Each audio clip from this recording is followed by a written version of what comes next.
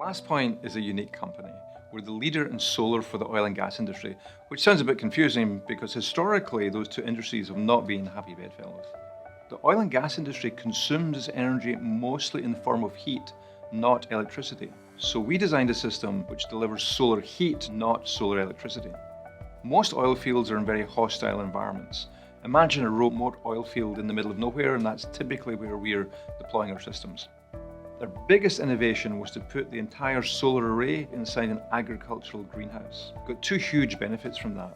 The first one is that the initial upfront investment is about half. And the second one is that the glass structure protects the solar array, which means we don't have to clean it as often. And as a result, the operating costs of the system are also much lower.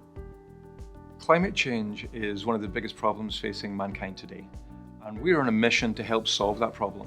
And not only that, we want to have fun while doing it. Now that by itself is a pretty inspiring mission, but very early on we also decided to only hire the very best and brightest people.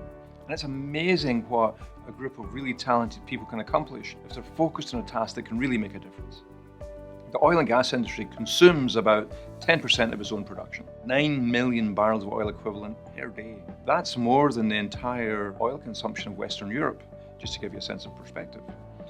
Now we can reduce that energy consumption and reduce the emissions which would go along with it. For example, we're currently building Mira, which is a project in southern Oman that we're building in collaboration with our customer PDO. When it's complete, it will be one of the world's largest solar fields. It will reduce emissions by 300,000 tons of CO2 per annum. Now that's equivalent to taking 63,000 cars off the road.